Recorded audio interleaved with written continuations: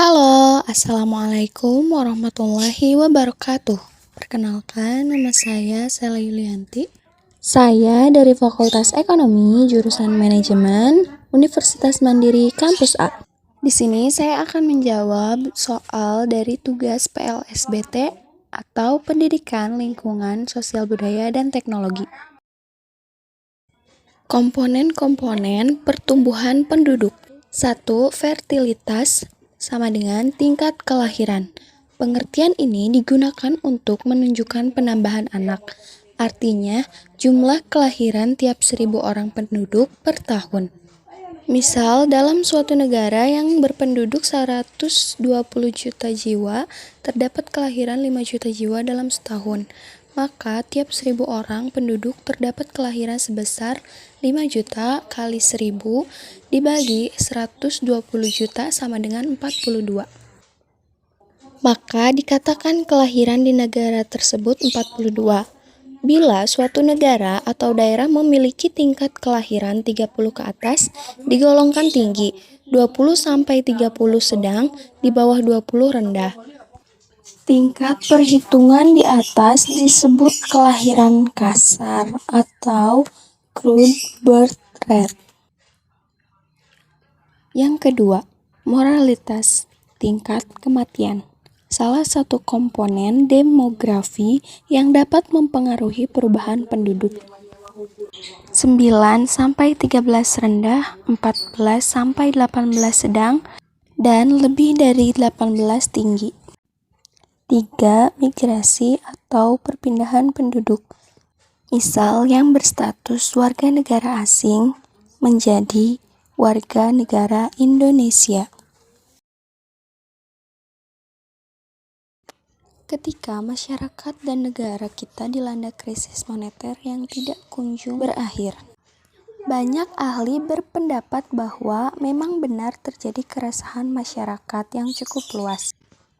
Bukan hanya menimpa orang yang berstatus ekonomi rendah atau menengah ke bawah, tetapi juga menengah ke atas. Faktor penyebab krisis moneter: pertumbuhan penduduk yang tinggi, inflasi, ketimpangan pembangunan antar wilayah, banyaknya investasi pada proyek, padat modal, kebijakan industri substitusi impor, memburuknya nilai tukar. Faktor pertama, aspek pendidikan. Pendidikan di luar Jawa tergolong lebih rendah dan fasilitas pembangunan sekolah yang layak dan berkualitas. Kurangnya tenaga pendidik dan fasilitas bangunan sekolah yang layak dan berkualitas. Yang kedua, aspek ekonomi. Kurangnya lapangan pekerjaan dan pendapatan di luar Jawa yang masih termasuk minim, sehingga menyebabkan urbanisasi yang tinggi ke kota-kota Jawa. Meskipun ada beberapa wilayah memiliki tingkat UMR atau upah minimum rata-rata yang besar, tetapi tidak sebanding dengan biaya hidup di luar Pulau Jawa yang besar pula. Lalu aspek budaya, masyarakat Pulau Jawa sudah terbiasa dan beragam jenis perubahan sosial, sehingga umumnya bersifat lebih terbuka. Aturan adat yang sudah melonggar dan lebih kritis. Selanjutnya adalah aspek transportasi. Banyak wilayah di luar Pulau Jawa yang masih sulit terjangkau oleh transportasi darat, laut, maupun udara.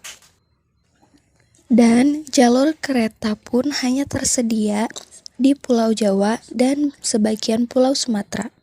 Yang kelima, aspek jaringan komunikasi. Di luar Pulau Jawa masih sangat minim pembangunan menara transmisi sinyal. Kita sering menemukan di luar Pulau Jawa kesulitan berkomunikasi karena faktor sinyal yang tidak terjangkau atau tidak adanya menara transmisi sinyal. Apabila penduduk usia 15 tahun dan 65 tahun jumlahnya lebih besar dibanding usia produktif 16-64 tahun, menyebabkan penduduk usia produktif menanggung hidup seluruh penduduk usia non-produktif.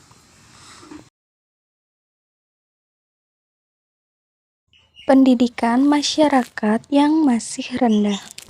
Jumlah penduduk terlalu banyak, minimnya lowongan pekerjaan, kurangnya tenaga ahli, kesejahteraan penduduk, tidak seimbangnya komposisi penduduk, dan kesehatan masyarakat yang paling utama.